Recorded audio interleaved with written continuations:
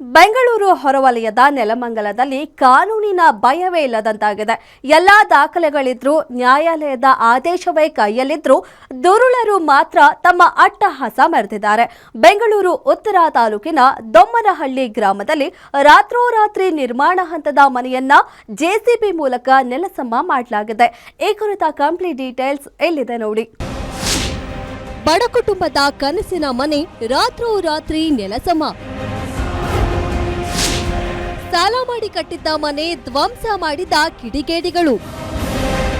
ಇದು ಶಶಿಕಲಾ ಮಂಜುನಾಥ ಎಂಬುವವರು ಕಟ್ಟಿಸ್ತಿದ್ದ ಕನಸಿನ ಗೂಡು.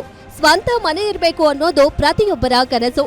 ಅದೇ ರೀತಿ ಶಶಿಕಲಾ ಕೂಡ ಹಣಕಾಸಿನ ತೊಂದರೆ ಇದ್ರೂ ಎದೆಗುಂದದೆ ಸುಮಾರು 20 ಲಕ್ಷ ರೂಪಾಯಿ ಖರ್ಚು ಮಾಡಿ ಈ ಮನೆಯನ್ನ ಕಟ್ಟುತ್ತಿದ್ರು.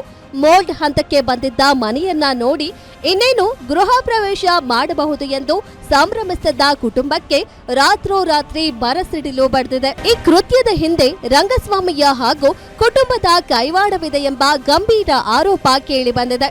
ಜಾಗದ ವಿಚಾರವಾಗಿ ನ್ಯಾಯಾಲಯದಲ್ಲಿ 2 ವರ್ಷಗಳ ಕಾಲ ಸುದೀರ್ಘ ಕಾನೂನು ಹೋರಾಟ ನಡೆದಿತ್ತು.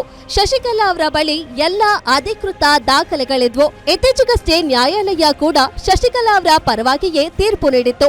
ಆದ್ರೆ ಕಾನೂನಿಗಿಂತ ನಾವೇ ದೊಡ್ಡವರು ಎಂದು ಮೆರೆದ ದುರುಳರು ಜೆಸಿಬಿ ಯಂತ್ರ ಮತ್ತು ಪುಡಿ ರೌಡಿಗಳ ನೆರವಿನಿಂದ ರಾತ್ರೋರಾತ್ರಿ ಅಟ್ಟಹಾಸ ಮೆರೆದಿದ್ದಾರೆ.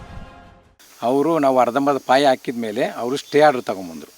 ಸ್ಟೇ ಆರ್ಡ್ರ್ ತೊಗೊಂಬಂದರೆ ಕೆಲಸ ನಿಲ್ಲಿಸಿ ಅಂದ್ಬಿಟ್ಟು ಇದು ಅವರು ಇದು ಮಾಡಿದ್ರು. ನಾವು ಕೆಲಸ ನಿಲ್ಲಿಸ್ಬಿಟ್ಟಿದ್ದ 9 ತಿಂಗಳು. 9 ತಿಂಗಳು ಕೆಲಸ ನಿಂತಾದಮೇಲೆ ಕೋರ್ಟಿಂದ ನಮಗೆ ಆರ್ಡ್ರ್ ಆಯಿತು. ನಮಗೆ ನೀವು ಮನೆ ಕಟ್ಕೊಳ್ರಿ, ನಿಮ್ಮಂತೆ ಇದೆ ಅಂತ ಕೋರ್ಟಿಂದನೇ ಆರ್ಡ್ರ್ ಆಯಿತು. ನಾವು 2 ತಿಂಗಳಿಂದ ಆಲೇ ಮನೆ ಕಟ್ಟಿ ನಿಂಟ್ಲು ಗಂಟ ಮನೆ ಕಟ್ಟಿದ್ವಿ. ಈಗ ಏಕಾಏಕಿ ನೈಟು ಯಾರು ಇಲ್ದಾಗ ನೋಡಿಕೊಂಡು ಬಂದು ಎಲ್ಲ ಉರುಳಿಸ್ಬಿಟ್ಟಿದ್ದಾರೆಲ್ಲ. ನಾನು ಸಾಲಗಾರರಿಗೆ ಏನು ಉತ್ತರ ನೀಡಲಿ? ನನ್ನ ಮಾಂಗಲ್ಯ ಸರ ಅಡವಿಟ್ಟು ಒಂದೊಂದು ಇಟ್ಟಿಗೆಯನ್ನ ಜೋಡಿಸಿದ್ದೆ, ಎಲ್ಲವನ್ನ ಮಣ್ಣು ಮಾಡಿದ್ರಲ್ಲ ಎಂದು ಶಶಿಕಲಾ ಗೋಳಾಡ್ತಿರುವ ದೃಶ್ಯ ಎಂತವರ ಕಣ್ಣಲ್ಲೂ ನೀರು ತರಿಸುವಂತಿದೆ. ಮನುಷ್ಯತ್ವ ಮರೆತ ದುರುಳರು ಕೋರ್ಟ್ ಆದೇಶವನ್ನು ಲೆಕ್ಕಿಸದೆ ಈ ದೌರ್ಜನ್ಯ ಎಸಗಿದ್ದಾರೆ.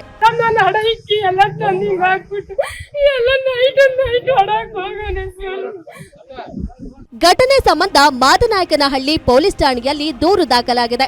ಪೊಲೀಸರು ಸ್ಥಳಕ್ಕೆ ಭೇಟಿ ನೀಡಿ ಪರಿಶೀಲನೆ ನಡೆಸಿದ್ದಾರೆ. ಆದರೆ ರಾಜಧಾನಿಯ ಕೂಗಳತೆಯಲ್ಲಿರುವ ನೆಲಮಂಗಲದಲ್ಲಿ ಎಷ್ಟೊಂದು ದೊಡ್ಡ ಮಟ್ಟದ ದೌರ್ಜನ್ಯ ನಡೆದ್ರೂ ಪೊಲೀಸರ ಭಯ ಇಲ್ವಾ? ಪುಡಿ ರೌಡಿಗಳ ಅಟ್ಟಹಾಸಕ್ಕೆ ಬ್ರೇಕ್ ಹಾಕೋರು ಯಾರು ಅನ್ನೋ ಪ್ರಶ್ನೆ ಈಗ ಕಾಡ್ತಿದೆ. ಸಂತ್ರಸ್ತ ಕುಟುಂಬಕ್ಕೆ ನ್ಯಾಯ ಸಿಗುತ್ತಾ ಎಂಬುದನ್ನ ಕಾದು ನೋಡಬೇಕಿದೆ. ಮೂರ್ತಿ ಬೀರಯ್ಯನಪಾಳ್ಯ, ಗ್ಯಾರಂಟಿ ನ್ಯೂಸ್, ನೆಲಮಂಗಲ.